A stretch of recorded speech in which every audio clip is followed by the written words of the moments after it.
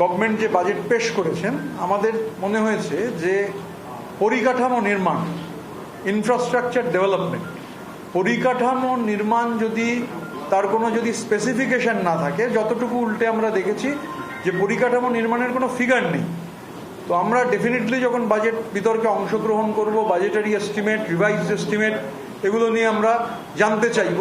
কিন্তু পরিকাঠামো নির্মাণ যদি না হয়, ইনফ্রাস্ট্রাকচার ডেভেলপমেন্ট যদি না হয়, তাহলে হচ্ছে মানুষের হাতে টাকা পৌঁছবে না। পরিকাঠামো নির্মাণ হলে তবেই হচ্ছে মানুষের হাতে টাকা পৌঁছবে, মানুষের হাতে টাকা পৌঁছলে মানুষের ক্রয় ক্ষমতা বাড়বে এবং তবেই হচ্ছে ইকোনমি শক্তিশালী হবে, মানুষের জীবনযাত্রার মান উন্নয়ন হবে। তো আমাদের ওভারঅল দেখে মনে হয়েছে যে পরিকাঠামো নির্মাণের ক্ষেত্রে ডেফিনেটলি গভর্নমেন্ট পরিকাঠামো নির্মাণের কথা বলেছেন, কিন্তু যে স্পেসিফিকেশন, পরিকাঠামো নির্মাণে কত টাকা খরচ হবে বা কি রোড ম্যাপ রয়েছে, সেটা অ্যাট এ গ্লান্স আমাদের মনে হয়েছে ক্লিয়ার নয়, নাম্বার ওয়ান। দুই হচ্ছে ইজ অফ ডুইং বিজনেস। বাজেটের মধ্যে বারবার ইজ অফ ডুইং বিজনেসের কথা রয়েছে।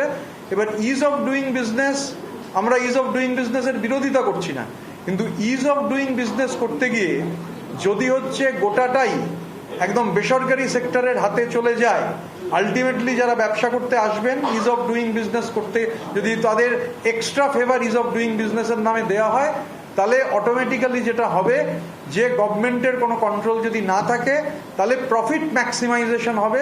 প্রফিট ম্যাক্সিমাইজেশন হলে স্বাভাবিকভাবে সেটা সাধারণ জনগণের জন্য হিতকর হবে না। তো আমরা প্রাথমিকভাবে বাজেটে অনেক কিছু এবং নতুন গভর্নমেন্ট, সরকার নতুন, তারা প্রস্তাব আকারে রেখেছেন বাজেটের বক্তৃতা যখন হবে।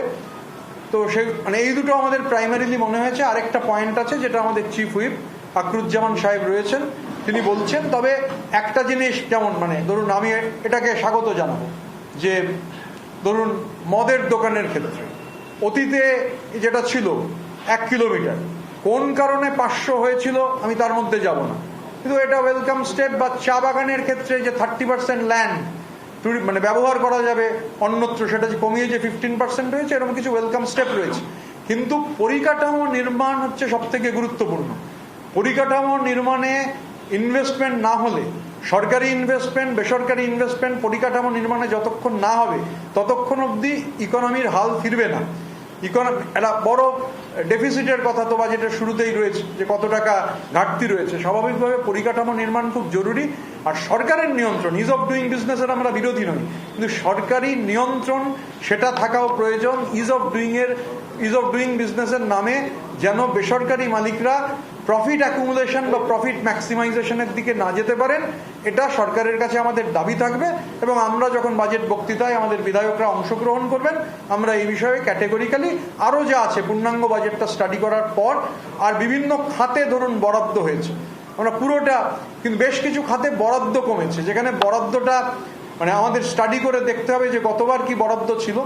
একটা পার্টিকুলার পয়েন্ট আছে যেটা আমাদের চিফ হুইপ ফাকরুজ্জামান সাহেব, তিনি সেটা আপনাদের বলছেন।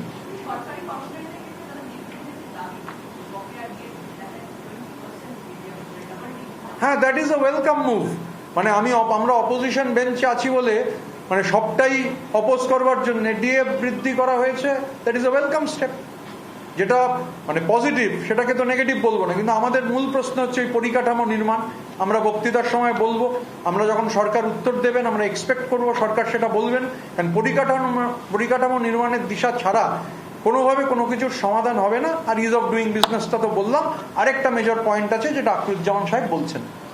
দেখুন, আমাদের দেশের প্রধানমন্ত্রী সহ আমাদের নতুন সরকারের নতুন দায়িত্ব নিয়েছেন আমাদের মাননীয় মুখ্যমন্ত্রী।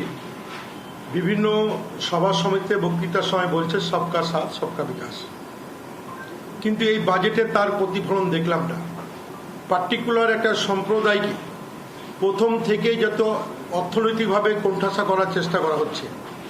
মাইন্ড ডিপার্টমেন্টে অতীতের বাজেটগুলো যদি লক্ষ্য করি, আমার সম্ভবত একজাক্ট ফিগার মনে নয়, তবে গত বাজেটে আমাদের মাইন্ড ডিপার্টমেন্টের বাজেট ছিল 5,000 ওপর, 5,600 ওপর বোধ হয়, এরকম একটা বাজেট ছিল। কিন্তু অ্যাট এ গ্লান্স আজকে বাজেট যখন দেখলাম, প্লেস হলো, বিস্তারিত ভিতরে গিয়ে জানতে পারো 2,000 সামথিং।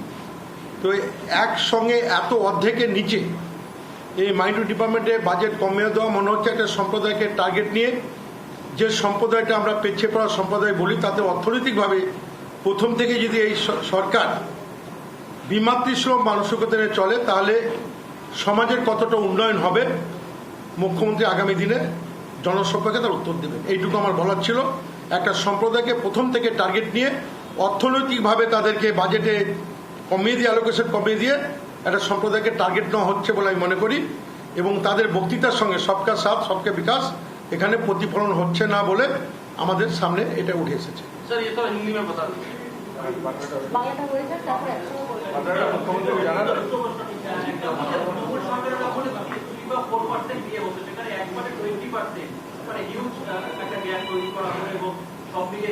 আমি অলরেডি এর উত্তর দিয়েছি। অলরেডি এই প্রশ্ন করা হয়েছে যে ডি এর বৃদ্ধি, আমরা সেটাকে স্বাগত জানাচ্ছি। যেটা ক্রিটিসাইজ করার, ক্রিটিসিজমের পয়েন্টগুলো অ্যাট এ গ্লান্স যা দেখেছি বলে দিলাম, এবং বাজেট বক্তৃতায় আমাদের একাধিক বিধায়ক বক্তৃতা করবেন। বাজেট বক্তৃতায় আমরা পুরো বাজেটটা ভালো করে স্টাডি করার পর, মানে আমি অর্থনীতিবিদ নই, আকরুজ্জামান সাহেব অর্থনীতিবিদ নন, তো প্রাইমারিলি যতটুকু আমাদের বাজেট বক্তৃতার সময় যতটুকু দেখতে পেরেছি, বাজেট পুরোটা এখনো পড়তে পারিনি, নোটও করেছি। সেই নোটগুলো থেকে বললাম ডেফিনেটলি হচ্ছে আমরা যখন বাজেটে অংশগ্রহণ করব, বাজেট বিতর্কে আমরা আরও টিটবিটস ওয়েতে হচ্ছে সেক্টর ধরে এই আলোচনায় অংশগ্রহণ করব।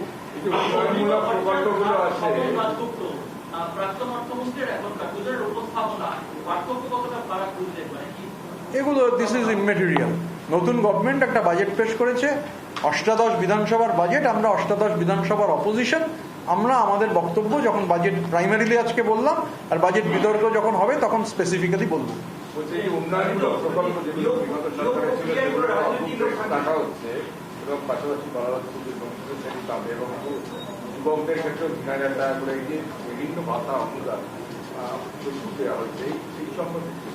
এই সম্পর্কে পুরোটা স্টাডি করতে হবে। পুরোটা স্টাডি না করে বাজেট বক্তৃতায় যখন বক্তৃতা হচ্ছে, আমরা তখনই ওই সময় যতটা বাজেট পড়তে পেরেছি, স্বাভাবিকভাবে পুরো বাজেটটা স্টাডি করার পর আমরা যখন বাজেট বিতর্কে অংশগ্রহণ করবো, আমরা ক্যাটেগরিক্যালি পুরোটা বলতে পারবো। তবে এর মধ্যে ভেক আছে যে এই যে বলছে যুবকদের ৩,০০০ টাকা দেওয়া হবে। আমি বললাম বাজেট এখনো পুরো পড়বার সুযোগ হয়নি, সেটা সম্ভবও নয়। বাজেট বক্তৃতা যখন হয়েছে আমরা বাজেটটা দেখেছি, আমাদের যে পয়েন্টগুলো বলার আছে ক্যাটেগরিক্যালি 1, 2, 3টে পয়েন্ট আমরা বললাম। বাংলার আওয়াজ, বাঙালির আবেগ, জি 24 ঘন্টা।